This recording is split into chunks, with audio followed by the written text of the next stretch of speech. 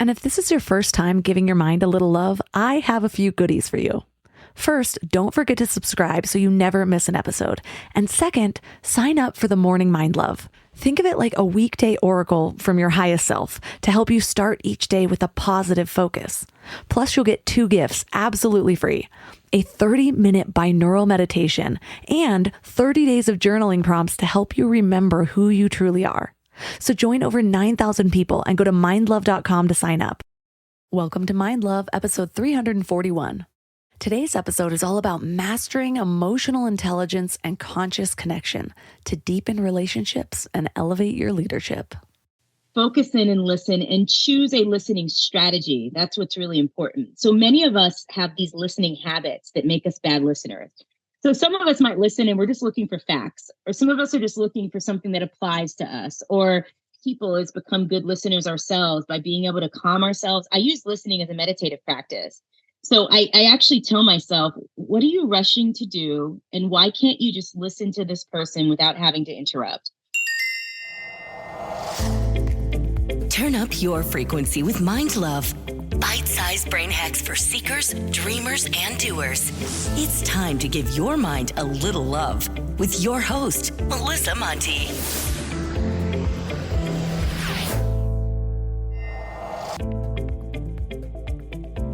If this is your first time giving your mind a little love, don't forget to subscribe to the show. Mind love is a habit, and the more you give your mind that love and intention, the better you'll feel about yourself and your life. Plus, it's really a win-win because more subscribers means Mind Love attracts even more amazing guests to bring you their wisdom. So don't forget to subscribe. It's not a secret that we humans are starting to suck at connection. The days of deep listening, intimate sharing, and simply just being together in the same space are becoming fewer and further between. I saw a video of a 90s festival where people were engaging and no one was looking at a phone, and I just had this overwhelming sense of nostalgia, coupled with a pretty deep pang of grief. Instead, a quick DM or a text has become our go-to, avoiding phone calls and, heaven forbid, unannounced visits. Although I do have to agree on that one. But even a call without a warning text is considered rude. I just came across a Reddit thread where someone asked, "Yo, people who take hours to respond, why? It's rude." And the responses were us millennials reminding the younger generation that back in the day, we responded to messages when we got home and checked our machines. Only in the last decade or so did it become expected to always be contactable. I love what someone else said about phones not being digital leashes. They're for my convenience, not yours. But here's the crucial part. While our methods of communication have shifted dramatically, the human need for physical connection hasn't. I was just looking at a study about young girls and how their nervous systems respond to communicating with their mothers. The study found that cortisol levels, the hormone related to stress, go up when girls get a text from their moms. I can relate to that one. But oxytocin, the hormone related to comfort and happiness, went up when they heard their moms' voices. I wonder why that is. Is it the anticipation? Is it thinking you're going to be in trouble? If so, why is it that doesn't happen with a phone call? Maybe the sense of hearing makes it feel like a physical closeness. Maybe they feel safe. Just that research alone makes me want to connect more. So while setting a goal to go to more things seems straightforward enough, I think people are actually losing that skill to consciously connect with one another. You can almost see people's discomfort when their phone is out of reach. Real conversations lack the instant gratification and dopamine rush provided by social media, so people aren't even sure they like conversations anymore. But it's kind of like comparing the fleeting high of cocaine to the pleasure of a nature walk. While the substance might give you an intense burst of feeling, it's fleeting, and it ultimately leaves you feeling empty, wanting, and restless.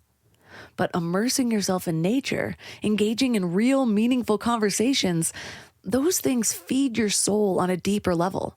And that kind of fulfillment lasts. So how do we get back to that more sustainable fulfillment? The deep connection that we know through mountains of research is what humans thrive on. Today, we're going to learn how to connect with one another deeply and consciously through the love system.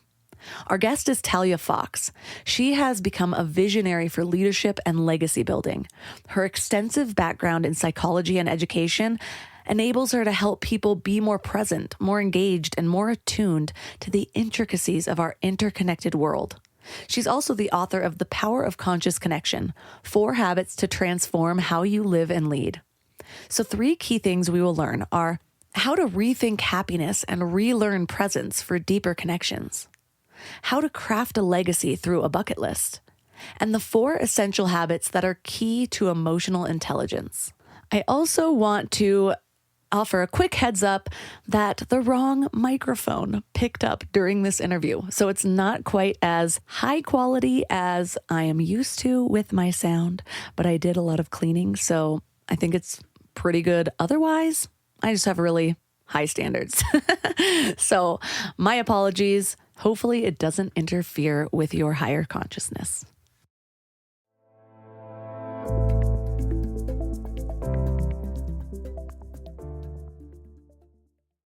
Can we talk about back to school chaos for a second? The kids are getting back into routines, everyone's schedules are crazy, and suddenly you're supposed to have dinner on the table every night like some kind of magician.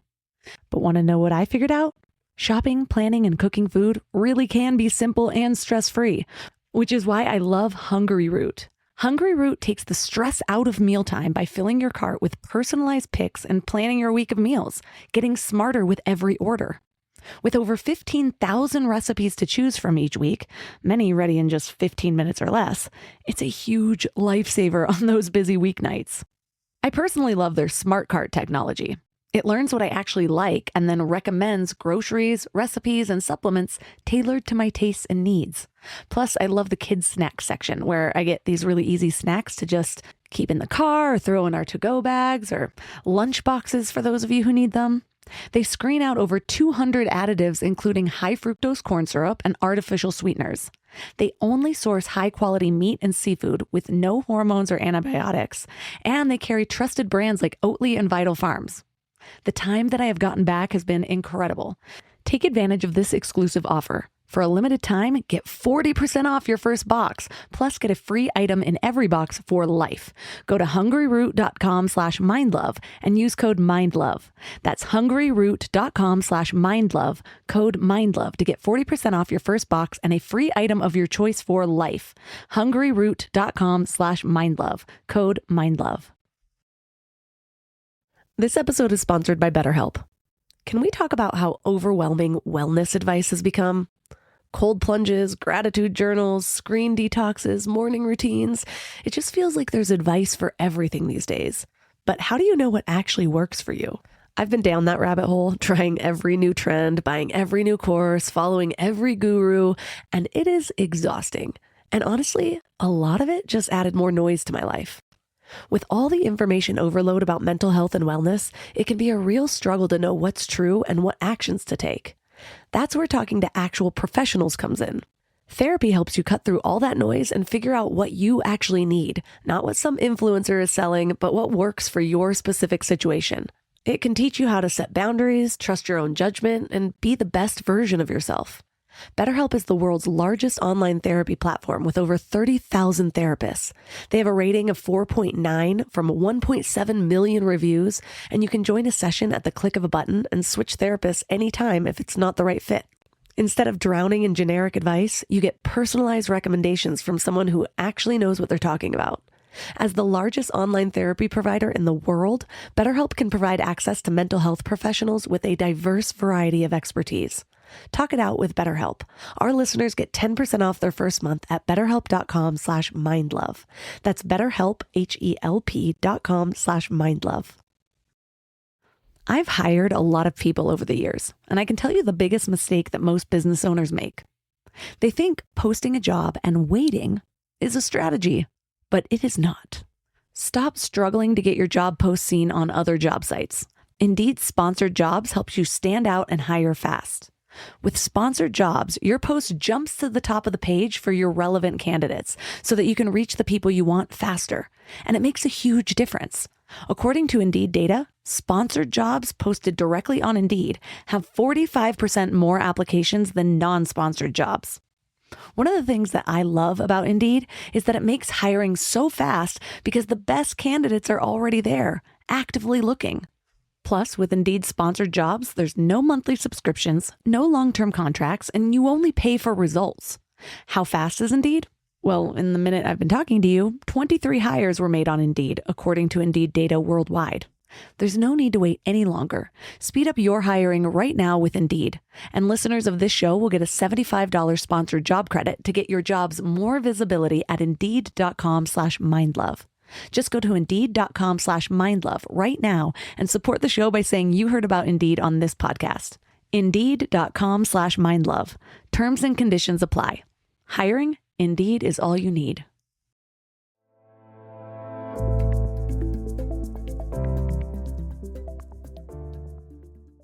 And now let's welcome Talia Fox to the show. So great to be here. What originally inspired you to study human behavior and leadership? Well, it's really interesting. I've been through a lot of stuff in my life. I grew up with parents that did the best they could, but I just was always miserable. I was trying to figure out what to do with my body. I was trying to figure out what to do with my life. I was trying to figure out how not to make mistakes and how to be perfect. And one day I just got so exhausted and I said, there's got to be another way. And I just really got connected to this idea that with skills and with knowledge and with tools that you can completely transform absolutely anything. And so I've been on this journey of just experimenting with that and using these tools to do so. I was going through your book and there was a part that really struck me because I have been making a lot of changes to my own signature coaching program and figuring out what is it that's really made a difference.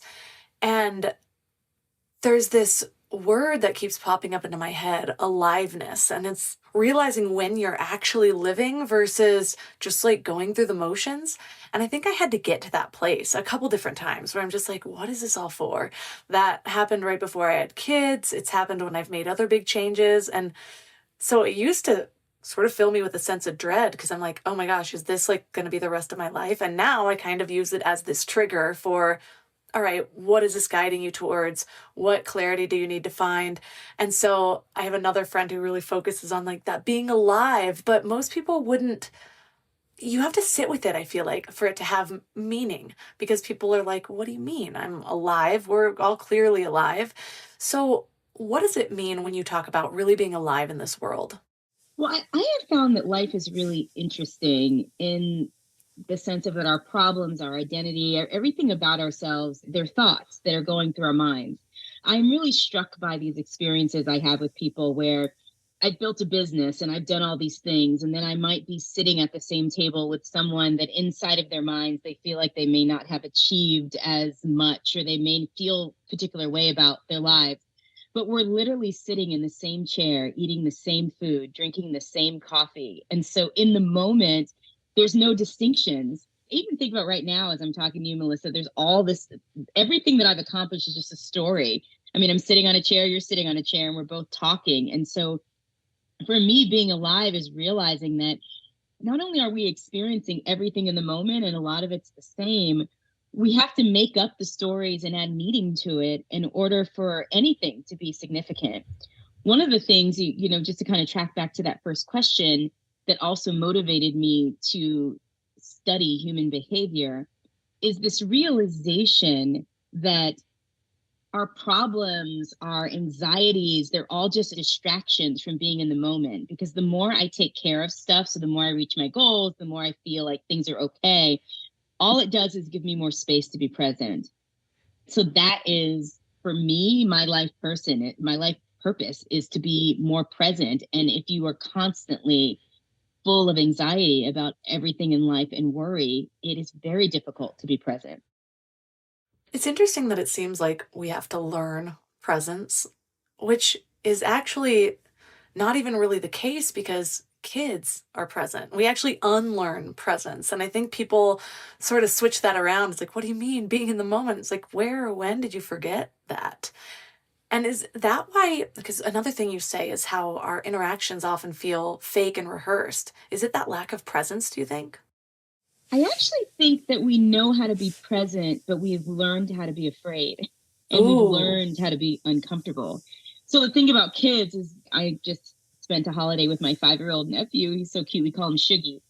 And you take him outside and he just runs into the woods. And I'm worried if there's going to be a snake in the leaves or if he's going to slip. And I learned that right over time. And he's just completely free.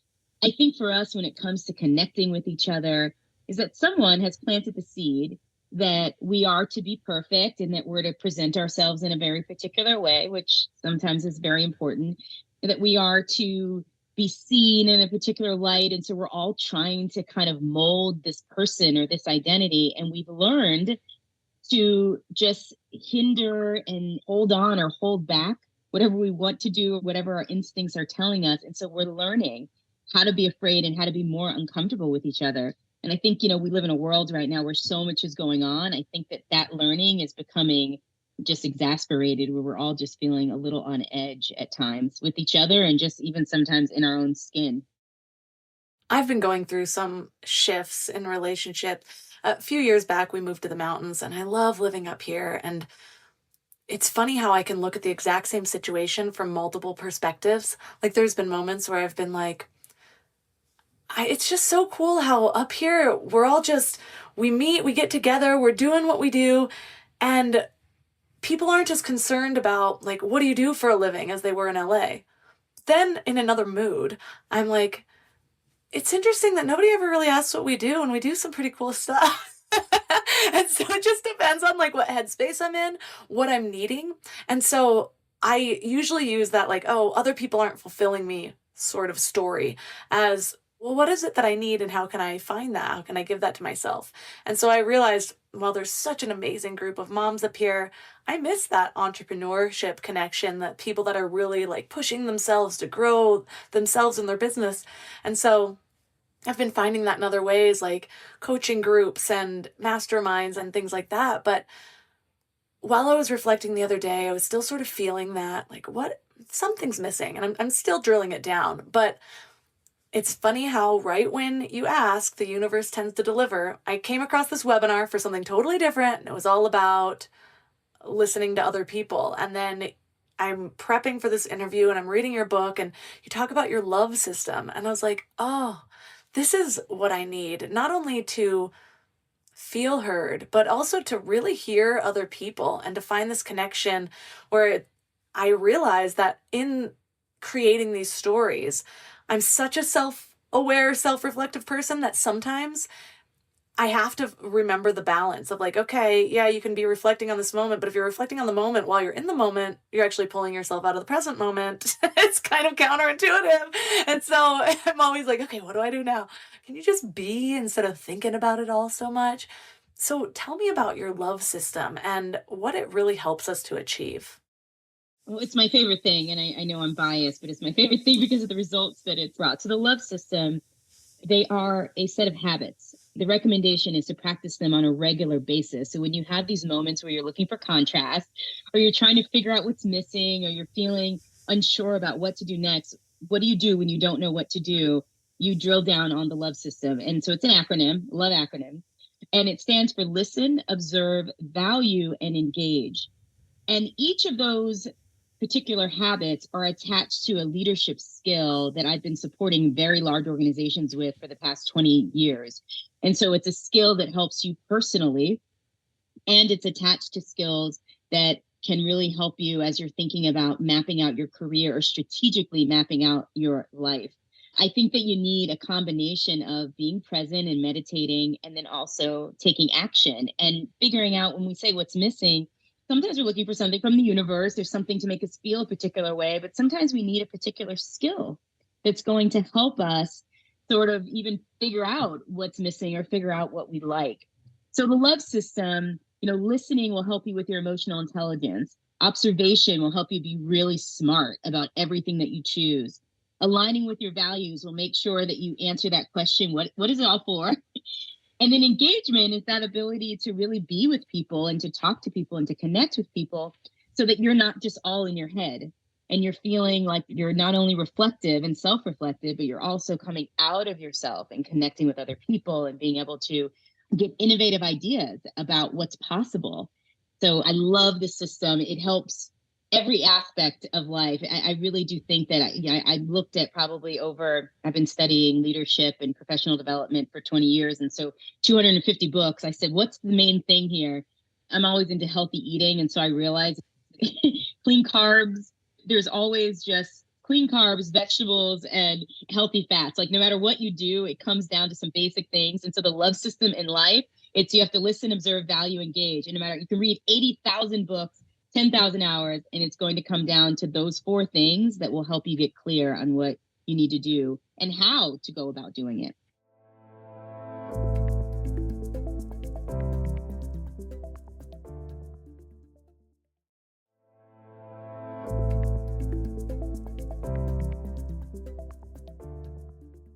A lot of people assume that deep listening is more about like the how to win friends and influence people. So if no one's trying to win new friends, they're like, do I need this? But you talk about it being the key to mental health. How so?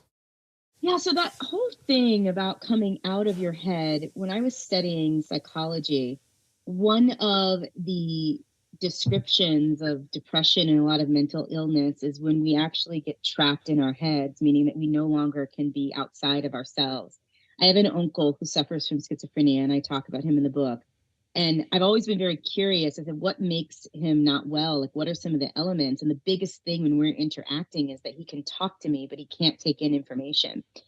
And so the more that I've researched the ability to be mentally healthy, and this is why therapy is so powerful, is your ability to sit down, quiet your mind, and allow someone else to give you new ideas and new things internally is aligned with your capacity to be well.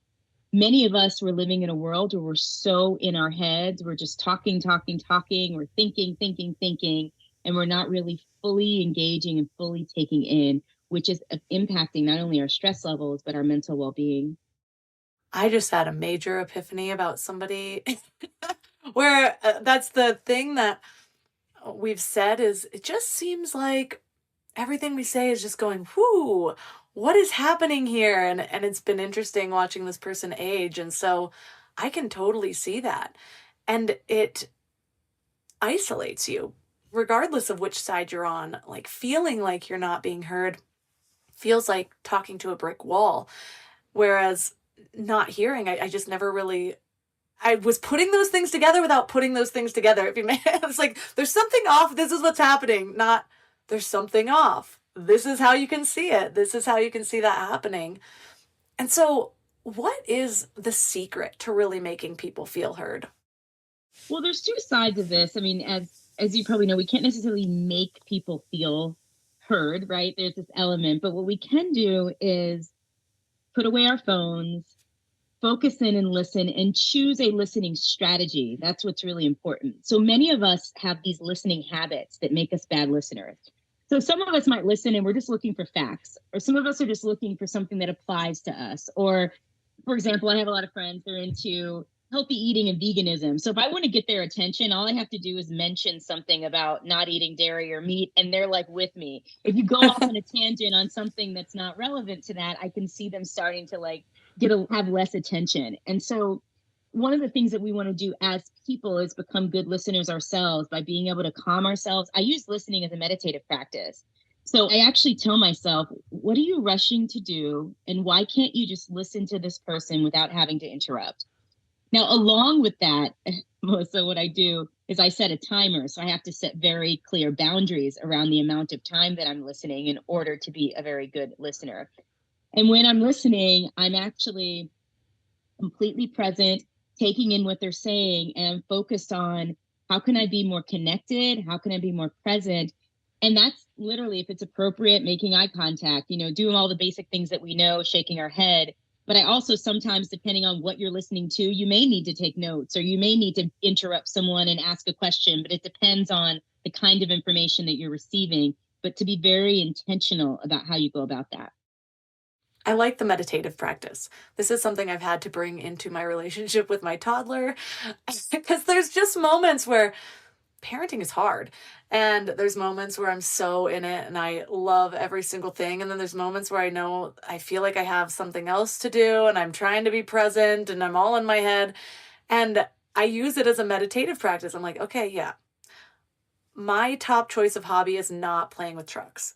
But like what else can I be focused on here? Like, how can I make him feel heard, loved, seen, like his hobbies are valuable, all the things. And so whenever I just sort of shift my intention with it, it makes it a lot easier, because it is so much easier to be with people when you don't have an agenda.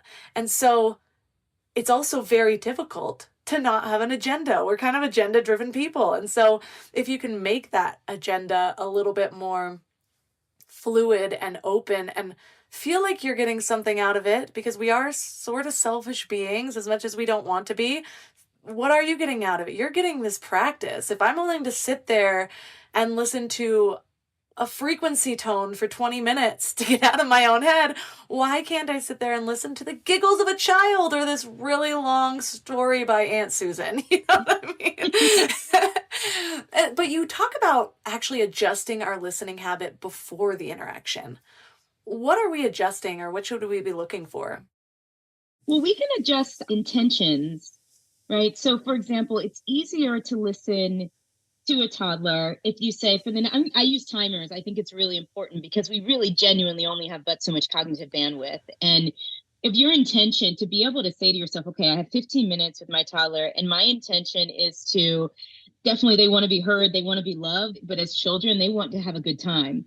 And so I actually decided when my 5-year-old nephew was here to use my time with him as my exercise. So he wants random, he has no real goals. He just wants like random interaction with lots of energy and lots of like faces. And, we sing songs together and we can go from topic to topic. And it was so interesting to see him so excited about it. But I was like, yes, I know, I kind of know children, 5-year-olds, that they like energy. I put the timer on and I explained to him, when the timer goes off, it's time for me to rest, right? And it's time for me to do something else. And so it was extremely, extremely helpful. And so this intention, and if it's Aunt Susie, right? With Aunt Susie, you may need to direct her a little bit by asking questions. I just love using that as an example, by asking questions. So when I sit with my grandmother, she can go on and on for hours because she doesn't work anymore, and she'll keep me on the phone as long as I'll let it. I also set a timer for 15 minutes. And at the end of that conversation, I do have an agenda. I say, you know what? I'm going to ask her to tell me a story about her friends in high school. Or I might just come up with some interesting question prompts. And what it does is I feel so connected. I learn so much about my family members, but I also don't start having anxiety attacks and feeling imposed upon. Because sometimes, particularly with children and with people that you're trying to be patient with, they can talk so long, they may not set their own boundaries. You actually can feel a level of anxiety. So we have to take care of ourselves and still set those boundaries, but have some intentional ways that we can connect with very specific people. I apply this a lot to the workplace in my book, which talking about some very intentional strategies that will help you very easily get promoted and move up the ladder like really fast. And I've tried it many times by being an amazing listener. I love the timer hack. I was scrolling through Instagram. I go back and forth with my social habits, and I've just decided to give myself a little grace because it is very difficult to rewire that habit while you're breastfeeding. It's like I'll get to this place of like, oh, yay, I'm finally free of it. And then I'm breastfeeding again. I'm like, what else am I going to do? Like, and I download the Kindle books. That's not the point. The point is, I saw this Instagram post of somebody saying how much it just means to children setting a 10-minute timer, even just once a day, but a couple times a day.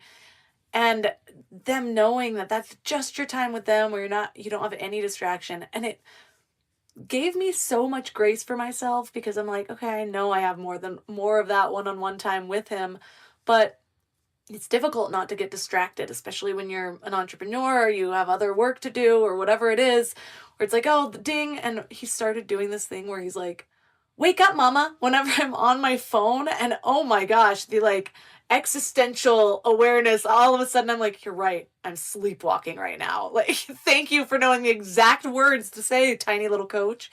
But having that for anyone, we sometimes think, okay, well, we're deeply listening and then our boundaries go out the window. And then we might be triggered with that anxiety. And it's like, okay, deep listening just doesn't feel good. And it's like, well, deep listening within the constraints of your own boundaries and what you can set aside for someone else. You don't need to put your whole day just because you are really being immersed in that moment. So I like how it's kind of a balance in it, and it allows me to see that I can still have an agenda beyond this, but the point is to be more present in each moment, whether we're listening or not. And so, say we're practicing this, and our goal is to just be right there with Aunt Susan. How can we assess our listening skills after the conversation? I think it's important for us to be able to live in the gray area. I think when people hear about being a good listener, it's like this blanket thing that I'm going to turn into this meditative person that's just sort of stuck in listening to everyone. I mean, there are certain situations where maybe you don't have to be completely tuned in. With your new baby, I mean, there may be times where you can half listen and it's absolutely okay, as long as you get a couple of those 10 to 15 minutes of total focus time in a week and you know that you have that done, and the rest of it you give yourself a little grace and you flow a bit, so there's like being strategic about it. I think what's critical about practicing this is to identify the things that you really need to hear, identify the moments that require your presence, and not allowing you just to have a general reaction of being completely distracted. So it's a very strategic experience. What about when we are listening to the voices in our head? Bringing more self awareness. How can we use what we hear in there, what's going on, what we're kind of tuning into? Because for me, that first step is always the awareness. I remember it being a big shift in my life when I was actually realizing how much time I was spending in my head. We just think we're being people going through life, feeling anxious sometimes. And it was a moment for me where I'm like, oh my gosh, no, I'm listening to this story that may or may not even be real, that's really only real for me, and I'm causing all of this stress. And so, it's also important, though, I feel like, to listen to ourselves and listen to, for me, I see this, there's the surface level convo. It's like the ego voices, the sort of habits of thought that I've been allowing to run rampant. And then there's like a deeper listening where it's like, okay, well, what's that awareness beyond the random neural connections that I've let run rampant for too long? What do we do with this awareness? What's interesting? The title of my book is The Power of Conscious Connection. And a lot of people on the surface may think that it's about connecting with each other. And that is a part of our experience on this earth. But the connection piece is actually about habits that allow you to make connections to the things that matter in the world. So you can be aware of what's happening in the world and utilize your skills to change it. So the awareness piece is when you're listening for connections. So, for example, when I was a new mom, I made a connection between when I was extremely sleep deprived and my responses and emotions and ideas about my life. Like it would be one night I would get no sleep. The next day I would say, oh my gosh, everything is awful. I need to change this. I want to change my living room around. I mean, I just was like, I was so unhappy with everything. I get a good night's rest. I get up the next day and now I'm like, oh, I'm going to make homemade applesauce today. And, and it was just every day, but there was a connection. I mean, here every morning, I just felt like I was this interesting robot. I started kind of watching myself, and it was very interesting. Where there's a connection between my sleep and just this random rant of thoughts that culminated into whether or not I was happy or sad. And so, during that time, I decided to just stop and listen and make the connection and be aware. Oh, I didn't sleep last night. That's why you want to move the couch around 4 times. Like I'm trying to figure out what to do with this exhaustion because I know I can't rest, or I didn't set a boundary, or someone said something to me that was sad, and so that's why you're wanting to just go in the bathroom and scroll social media for 8 hours because you're trying to kind of get away. So the observation piece is once you take in information, then you get still and you pay attention. Pay attention to how you're listening and why, when you want to zone out and why, right? That's more important than the actual task of just input output. There's a reason for this. There's a strategic getting to know ourselves and getting to know other people that supports us as we move through the world.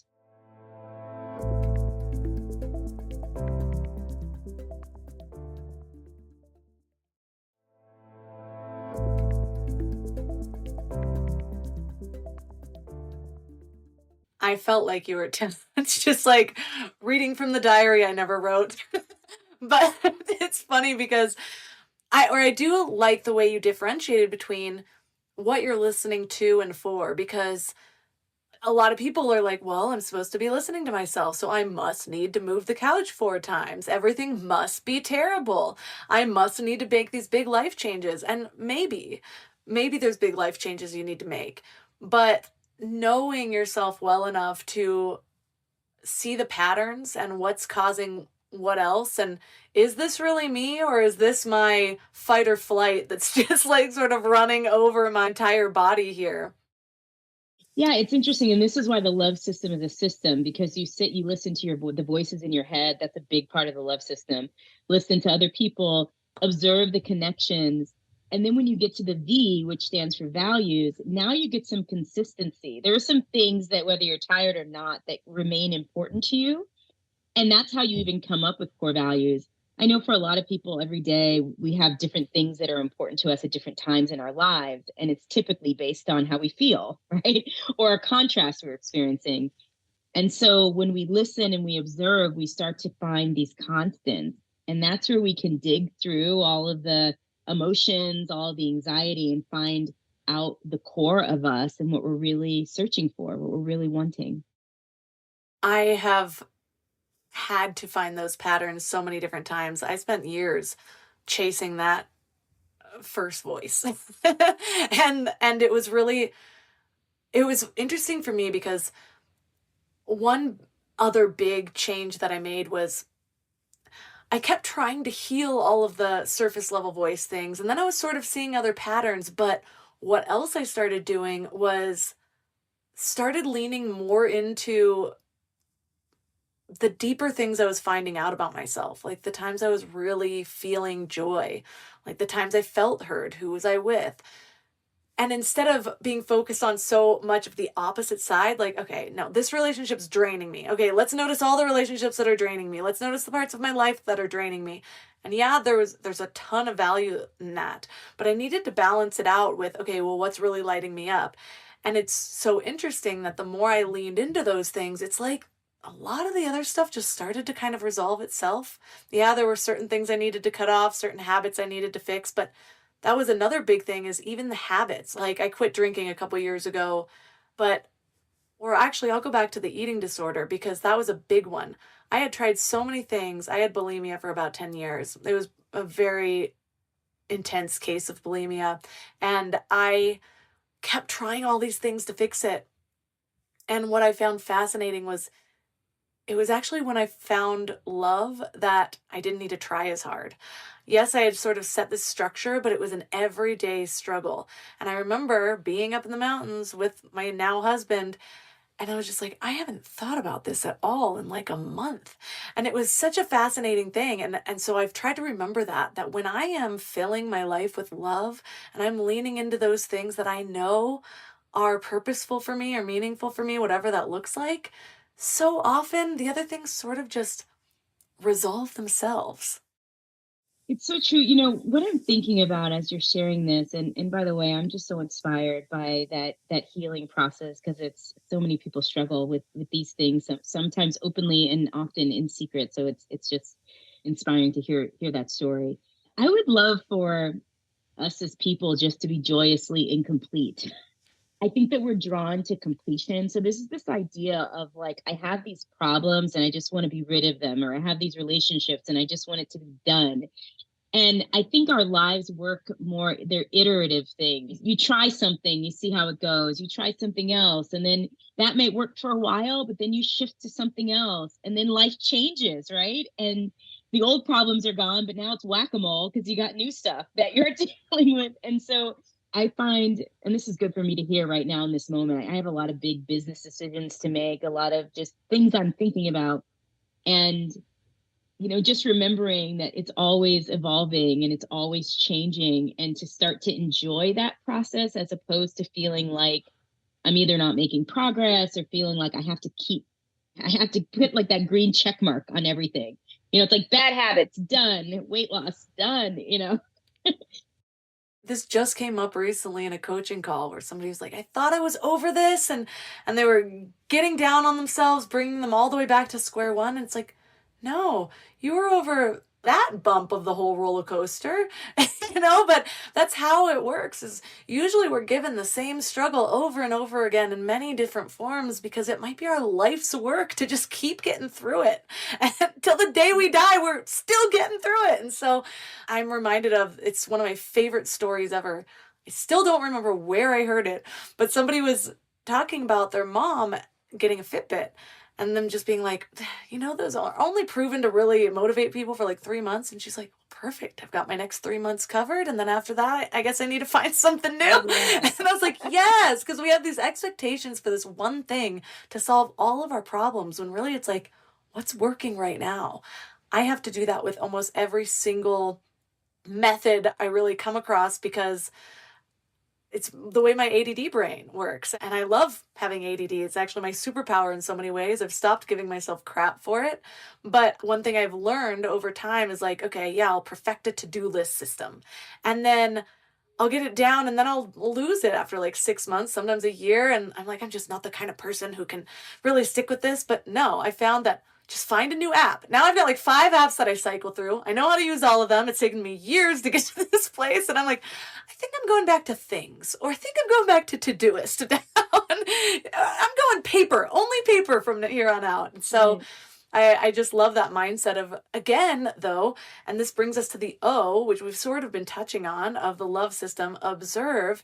It's really observing yourself. And for me, a big part of that is giving yourself grace while you observe yourself, because there's a difference between observing and judging. And it comes out with ourselves and other people as well. Can you just detach and notice? Yeah. Well, first of all, 6 months to a year that you followed a to-do list system is amazing.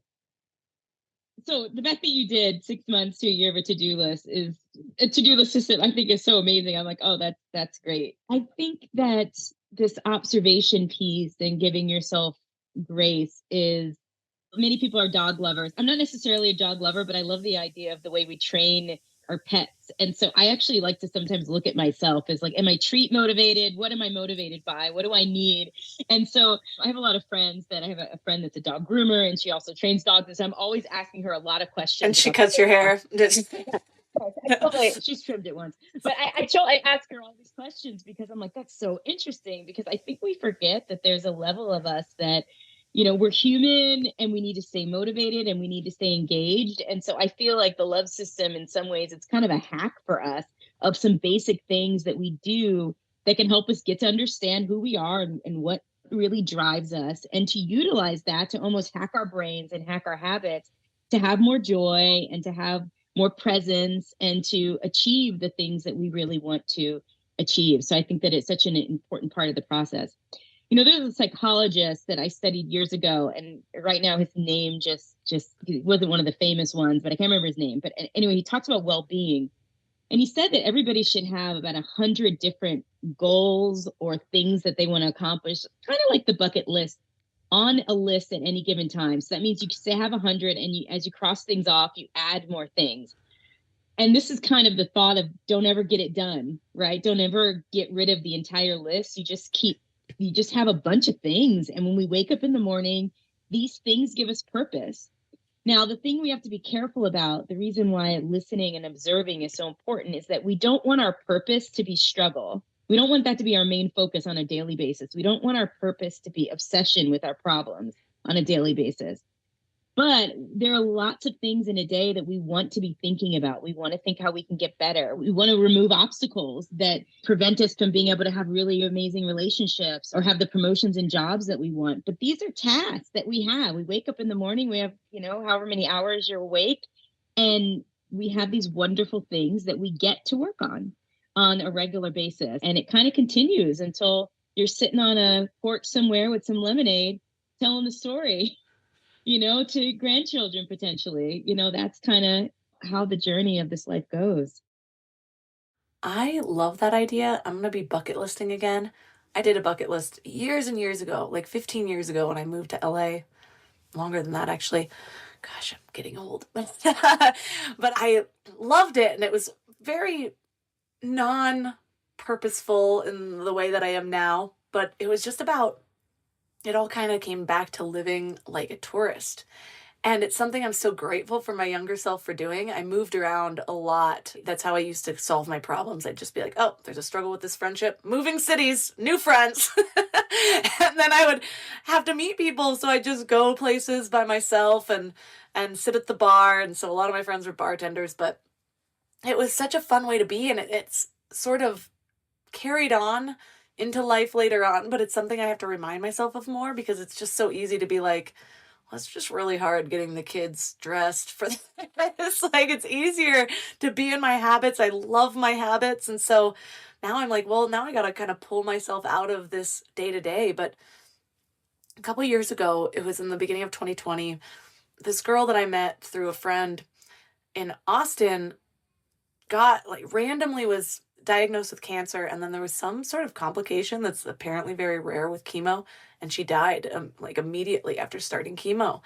There's so many little things like that where you don't hear about until after it happens. But long story short, she had this bucket list, and I had kind of heard about it from my friend who was really good friends with her. But recently, that bucket list was on their local news because her mom had found it was just a paper bucket list, and she had been crossing off all of these things. Oh, it makes me want to cry thinking about it. But she had done so many amazing things. She started like her own tourism company. And so that's what she did in Austin. She like did bus tours and things like that and loved her life. And there were just different things on it, like hot air balloon ride and whatever. And so now her mom is helping to actually complete this bucket list, and it's getting her mom to step out of her comfort zone, and some of her friends have jumped in to help complete this bucket list. Oh, I'm getting choked up thinking about it. But Oh, it's heart-wrenching. and it's just like, man, why is all my stuff digital? Get this on paper so that I can be on the local news. No, but it's just so interesting. It's another testament. I'm always talking about this, how so often we think that like living our best lives is just fulfilling ourselves, but we never know how often it's giving permission to the people around us. And even beyond our life, her bucket list is giving permission and encouraging the people that loved her to go out and step out of their comfort zones and do things that they never thought to do. And I just think that's so heartwarming and so motivating to just live our best lives.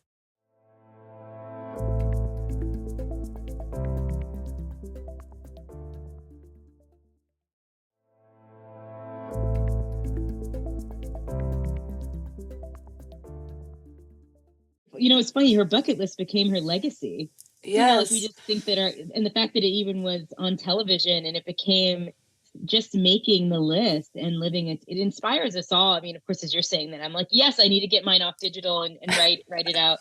I think what's important about doing 100 things is I remember I put many things on my bucket list. And it's funny, I do love how the universe does speak to you, because I put all kinds of crazy things on the bucket list. Like I want to get an Academy Award because I wanted to be an actress. I thought I was going to move to LA and be an actress at some point in my life. And my children ended up going to Disneyland or Universal Studios, one of those things. They didn't know anything about my bucket list, but they brought me back this little Academy Award, and on it said Best Mom, and that was the souvenir that they brought. And so it was funny because I was like, I guess I needed to be a little more specific. But I was like, I decided to cross it off for that. I was like, okay, for this one, I'm going to cross this off because that's like great. I got this little Academy Award. But what I like also about bucket lists, it's a great way to that question you were saying, what's missing? What am I searching for? I think it's a great way to look at your bucket list and say, what does this bucket list represent for me? So for some of us, we want freedom, we want more love, we want more excitement. And I think that sometimes we have to give ourselves permission to create the experiences. And sometimes when you create a bucket list, you also realize that you have more resources and more capacity to achieve those things than maybe you thought. And so there's so much richness in just creating these things that you want to do and standing up and saying, that's it. You're right. I'm living this life. And I'm just going to live it every day and show up every day and do my best. And I'm not going to be afraid, and I'm going to live it the best I can until my last breath. I mean, that is to me just what I wake up and I try to remind myself to do. And it reframes your question of, instead of like, well, what's missing? And sometimes that's exactly the question I need. And sometimes it sends me down a spiral of like, oh my gosh, all this stuff is missing. And then like feeling worse versus redirecting and saying like, oh, I'm feeling that's what's missing again. I have this whole list over things that I feel like might fulfill me in different ways. And it's like, what do I need right now? Sometimes it's focusing on my goals, but sometimes it's focusing on just this random spark of inspiration, like random thing of like going and doing this new thing or helping some helping a stranger, paying for their coffee, whatever it is.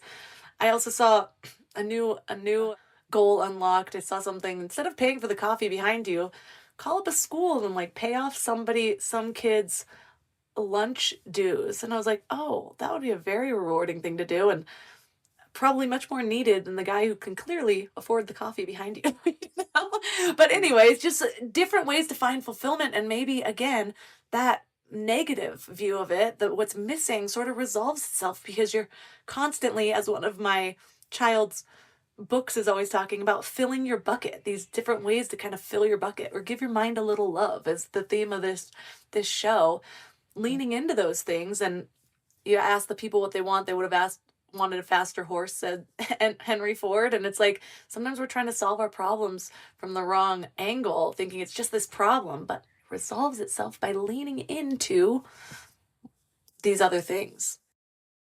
Or you get what you want by leaning into, when you start listening and observing and really getting clear about your values, you realize that stuff isn't necessarily going to fulfill you. I have crossed so many things off my bucket list. I've done so many things that I've wanted to do. And, because I've been on this personal development. Which is your most proud? So I went to the Grammys last year. That's a good one. And I had the same dress designer as Beyonce. It was pretty epic. Okay, yeah, bucket list worthy for sure. Bucket list worthy for sure. So it was amazing. I went with my sister, so it was great. But I've crossed so many things off. The interesting thing is that moment came and that moment went, right? And so it's interesting to me how no matter how many things I cross off, there are certain constants that I realize will make me happy. So for example, getting enough rest, feeding myself really nutritious, good food, feeling a lot of integrity around my relationships and how I treat people, showing up for my self-commitments. At work, I have this thing, and I actually got this from this group. I can share this. Esther Hicks and Abraham Hicks. I love her value that says when people are in her presence, she hopes that they'll feel uplifted and the same and not diminished in any way. So no matter how many things that I accomplished, it's the ability to be with people and to just uplift or not diminish, right? And so those kinds of things, I think when I go to bed at night, those are the constants that make me feel good. And the other stuff keeps me busy and is happy, and it's fun to talk about. And I hope that, I share with people what I did and how they might be inspired to think about a dream that they can accomplish. And so in this journey, it's all about finding those constants, because the feelings are fleeting from anything external. I have a few writer friends, and there's something that always ends up coming up about, like, if you really want to be a good writer, you have to go have life experiences. You can't just be sitting in your house writing. So a big part of the writing process is going out and having those experiences. And that always brings me back to that whole like living like a tourist in your city. And especially as a mom, it's so easy to just do the same day-to-day things. But I do think there's something, yes, having those values running through everything, but again, like seeking things that are outside of the daily norm. That's a big part of what keeps me happy when I'm feeling like, oh my God, is it Groundhog's Day? I've been doing all the right things. I've been sleeping. I've been on the Peloton, doing yoga, eating well. Like those are my constants now. But I need to step out of this. Can I do anything different? Let's put on a tutu and walk the village. I don't care. It's something. And so my husband and I, as I love just singing at the top of my lungs, he used to, before we had kids, when I was in a funk, he'd just take me to there was a karaoke bar around the corner, and we'd literally go put my name in. I'd go home, make dinner, and I'd be like, it's been 45 minutes, let's go. And I'd just sing a song and leave, no drinks. And it's just the little things to kind of light you up along the way. But one of the things that you share about as well in this idea of observation is integrating systems thinking. I am intrigued by that. What do you mean? Oh my goodness. Systems thinking is responsible for all of our big inventions in the world, from rocket ships to businesses that make it to people. So what systems thinking is, it's the observation of feedback loops. And it's the study of how things are connected. And when we say how things are connected, it's the inputs and the outputs. So we've already been talking about this a little bit, of the connection between sleeping and your thoughts, right? Or the connection between sleeping and losing weight, the connection between your attitude and your energy and how people respond to you at work. So systems thinking is actually becoming good at the art of understanding all of the parts of the system that matter in your life that actually get you the results. So you actually remind me, when you asked me of my favorite bucket list thing that and my values, I just made a connection. When I went to the Grammys, I was so excited and I felt so happy and so fulfilled that I ended up donating to the Music Cares Foundation that helps children of musicians. And so the excitement and the joy of that led to upholding a value of giving, which led to me taking an action step to do something that felt really good. So it's funny, you think like, oh, I made myself happy, I did something sort of selfish, but it was connected to how I show up in the world and the decisions that I make in the world. And so systems thinking is about the interconnectedness of us all, of people, of things, of choices, of habits, and how all of that comes together, lots of many parts, and they have an outcome of our happiness, our well-being, our mental health, our energy, all of it. This reminds me of how I've set things up in my house in order to live into the things that are important. And so I mentioned my ADD brain. I used to get on myself like, why can't I do these certain things? Well, I found if I want to do certain things, I have to just keep them out. And so, yes, I have a very well organized like supplement cabinet, but the ones that I'm regularly taking, they just have to be out. I used to have to keep them on the counter. Now it's the supplements I'm taking right now shelf. It's this little tiered shelf right in my pantry. Every time I open it up, and I'm like, oh yeah. And then that reminds me to make my little fiber drink. And it's a whole system in itself of things that need to be done. Same with if I'm journaling, I can't put the journal back on the shelf. When I'm in my journaling habit, I keep my journal and my pen out. So right when I walk into my little podcast nook, there's my little floor table and I can journal, like these little reminders. And so if you are Marie Kondo and you don't even keep the soap dispenser out, then maybe you got to kind of balance like what's working and what doesn't. But I'm like, well, what's more important to me, the complete decluttering or this habit? And so these are just little ways where I try to reduce the friction as much as possible when I'm trying to implement something that I know is of high value to me, because I know I'll feel better about the outcome if I lay things out in a certain way. It's interesting because systems are things that are really helpful. When I was writing my book, I did something that Cal Newport from Deep Work talks about. That's a really great book, and it was called The Grand Gesture. So I created a system where I took a trip to Savannah, Georgia on the train from the Washington, D.C. area, and it's like a 15-hour train ride. And I wrote the book there, and I wrote the book back. So by the time I got back, I analyzed how many hours I was able to focus on the book and how much I needed to finish it. And so it became this fun experience of where I made all of these trips. And so every chapter, every moment of the book was written on some trip back and forth. Oh, and fun. It was really fun. I mean, I went to Italy. I went all these different places and I wrote on the plane, and I actually was able to have a system of, I could go for about 90 minutes without getting totally distracted in my brain. So I would do 90 minutes and take a break. And so, these are the ways that these systems happen in a very tangible level. But systems thinking is also, it's for really big problems around like relationships and businesses and even things that want to change the world, is looking at the system and really identifying the part you play in being able to make a difference and being able to lean things in a particular way. I know a lot of people just are feeling, there's just a lot of frustration. We're always trying to figure out what's my part, like what should I be doing, right, in anything that's going on in life. And so systems thinking is like, well, is there anything you could do that could make some impact anything? And that allows us to just be more active. And we've been using the word alive and present in the world when you know the part that you can play, or the parts that you can play. That is my vision for this world. Is I feel so often people are disempowered and they think that the system of problem is just too big for us to actually make any individual impact. And I get it. I've been there so many times when I'm looking at our food system, corruption in the pharmaceutical industry. Like, just it seems like there's corruption everywhere. And so it's like, well, does our vote even matter? Like, where can we play this part? And what I have found is the more I focus on how I live into the values of what I want to see in the world, that ripple of impact is so much bigger than I can even fathom. And it can be in the most mundane example of, like, yeah, paying for that coffee or that school lunch dues account, whatever it is. And how does it make that person feel? What do they do afterwards? What do they believe about themselves, about the world? And maybe they make this huge difference. And when you do that on a scale of every moment of your day, just by people seeing your energy, and it took me actually living into this for a while to realize. I recently had a friend who just got a book deal, and she came back to me and she said, we were sitting on the patio on the 4th of July, and I was telling you about this idea for this concept, and you were so encouraging. And this is one of the conversations that has been riding with me for the last several years. And this conversation was seriously 4 or 5 years ago.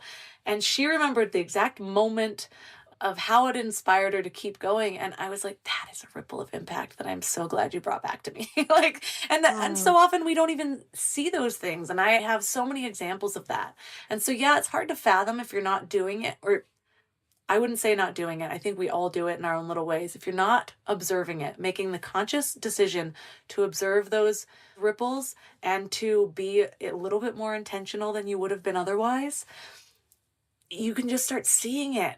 And that's when you know you're making the impact. And just trust a little bit by the time you die, or maybe even just afterwards.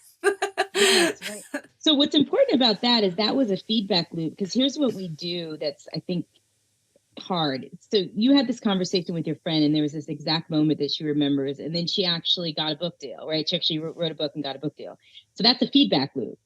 There are lots of other things that we do where we see that it's not having the results or the impact that we want. And so systems thinking is an anti-assumptions system, which means don't just do stuff and think that it's going to make you happy or that it's going to be the best thing. We have these ideas in our head, and what systems thinking does is it gets us closer to reality. Right. So we have to be able to do it so we can actually get the response. And that is being alive as well, is we're not zombies deciding that we're, making all these assumptions about the world. We're actually observing whether or not it makes a difference. It's funny. There was a company that got a little bad rap, and I had some friends that told me that I shouldn't eat this food product that I had in my cupboard from this company. And I was like, you know what? Eating this food product, I don't feel like is going to make any difference in the world. I'm going to eat this food product, but I'm actually going to find another way to make an impact. So what I ended up doing was I got a team of people that I work with, and it was probably over 100 people. And I ran a seminar on how we show up for, social activism and what that means to you, and like different things that people can do. So I did something, and it had a ripple effect. So people started, I actually can tangibly say that this seminar created a ripple effect of maybe 1,500 people. But I still ate this product. So I'm like, it's in my cabinet. It's my favorite product. I'm not throwing it in the garbage. I feel like it's not going to help anyone. And, I probably was right. I was like, but I found another way that's in my lane that I can make an impact. So I think that we can be strategic and even personalize the way that we see connections. There's another concept in your book that I really want to touch on before we wrap up. And so for people that are really wanting to dive more into the V and the E of this, you're going to have to grab the book. But you talk about how there are 3 versions of the truth. Elaborate. So the 3 versions, one version is, of course, the version that you have in your head, your thoughts. The other person has thoughts. But the third version is what you want it to be, what you can will it to be, and potentially what reality says it is. And so when it comes to, again, the systems thinking, it's this idea of watch it and see if it works, and don't allow other people to tell you something works when it doesn't for you. It's one of those situations where we're being alive by experimenting. The other quick thing that I'll share is that the way things are today isn't necessarily predicting the future or how they'll always be. And so the way you feel about many things today, you literally could feel very differently about those same things in 3 months or in 1 month. And so systems thinking is critical to get more aligned with who you are and where you want to go in life. I'm always reminded of my husband and I had just gotten married, and we did it very quickly. And so my parents were like, wait, what? Like, you've always talked about never getting married. Everything's different now. And we were both entrepreneurs, aspiring entrepreneurs, struggling with money at the time. And we were traveling the world, going into debt. And you could tell my parents were just concerned. Like, this is your new life. This is your husband. This is whatever. Like, they're thinking marriage is all this stability thing. They did it completely different. My stepdad had the same job from when he was 18 till he retired. And so, long story short, my stepdad was basically saying, you guys have to get a job. And we're like, no, we can create a business online and we can do this, this, and this. And they were as supportive as they could be, while also completely not believing that that was possible. And that was a differentiation I had to make, was that they're not being unsupportive. They're not trying to get me down. They're trying to keep me safe. And this is their version of reality, what they believe to be possible, what they've seen in their lives. And so it not only gave me grace for the people who accidentally do show up very unsupportive with things, but also it's so nice being able to show them another way.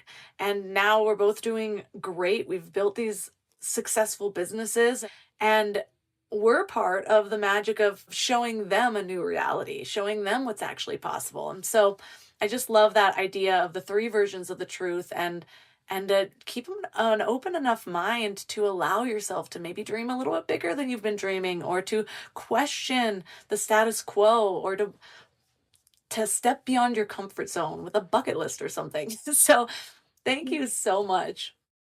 Well, this is so great. I'll just add one final thing. I know we're totally at time, but what's great about that is there are some people that did the same thing. They tried to start businesses and they feel like they failed. And so they might think that the parents' version of the truth was real, but it could be that they were missing a small little tweak or a small little part that kind of held them back. And so that's where systems thinking comes in, because you get to experiment. You never have to let go of the dream, but you just iterate and you find different ways of moving toward your goals. I love that. I love leaving listeners with something specific to really focus on, to ground all this into their reality, because I know we've covered so much. And if we don't have that one thing, sometimes it can all go out the window. So if you were going to give them one action item or thought experiment or little piece of growth work, what would it be for this week? Now, I would say that tomorrow morning, I would set a timer for 15 minutes, and you choose one person, set a timer for 15 minutes, and listen to that person without being distracted. And while you're listening to them, just take some really deep breaths and make your body really still. And at the end of that conversation, I want you to ask yourself, what is the connection between something that person shared or some part of this conversation in 15 minutes that could help me solve a problem in my life? So pick any person, listen to them, and you can listen and you can respond and talk back, just have the conversation and see if you can identify one nugget of wisdom or one thing that you observed about that conversation that might help you solve a current problem in your life, and see what happens. I love that. So for listeners that are resonating with all of this as much as I am, and they want to dive deeper into some of the little areas of the system that we didn't cover today, where's the best place for them to find you and your book? So the name of my book is The Power of Conscious Connection, 4 Habits to Transform How You Live and Lead. Talia Fox Speaks. I'm on Instagram. You also can reach out to me on LinkedIn, and we're in Amazon and all of the stores. The book is trending really well, so I'm so grateful for that. So you can Google it and find the book, or check me out on Instagram.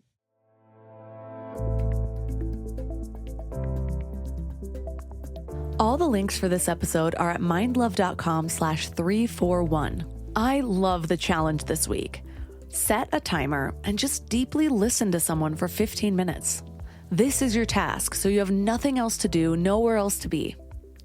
And then this next step is such a key part in integrating our experiences. It's important to do whether you're having a conversation, whether you learn something new, you're reading a book. Just ask yourself, how does this apply to me? This is a huge step in learning that a lot of people forget. So they just consume information, it goes in one ear and out the other, and they wonder why they're not making the progress that they should be considering all the books they read or all the digital courses they take. You have to ask yourself how it applies to you. And while this is slightly more obvious in a learning environment, although not obvious enough for most people to do it, it's a little less obvious in a conversation. But I can see how this will really benefit me, even, especially if you're used to learning a lot and being the one who has a lot of information compared to maybe the people you used to hang out with. This step helps you to remind yourself that everyone has something to teach. Everyone is a master at something. Maybe not as many things as you, maybe not to the depth that you want, but we all have our own mastery. And so reminding yourself of this and connecting with other people can be a really good step in even staying humble in your life. So let me know how it goes. Reach out to me on Instagram at mindlovemelissa. I've been pretty active there, so don't miss out. I've been doing polls on upcoming topics, on titles, sneak peeks of upcoming episodes, and all sorts of fun things. So head to Instagram and find me at mindlovemelissa. While you're there, ask me about soul strength activation. We're right in the middle. We have a group of amazing humans that are looking to just get more clarity on their purpose, align themselves with their highest self. This is my program of all of my deepest transformations. I mentioned it while speaking with Talia. So if that interests you, reach out to me and ask me about it, and we'll have a conversation to see if you can get in the next cohort. I'm already taking applications for the next cohort, and I'm offering a very deep discount of 25% off if you get in now. So reach out to me on Instagram at mindlovemelissa. You can also find all of my amazing sponsors at mindlove.com/sponsors. And if you love this episode, share it with a friend, screenshot it, tag me, Mind Love Melissa and Mind Love Podcast on social media. And that's all for today. So thanks for giving your mind a little love today, and I'll see you next week. Thanks for tuning into Your Higher Frequency with Mind Love. Head to mindlove.com for a free gift to keep your vibes up until next week.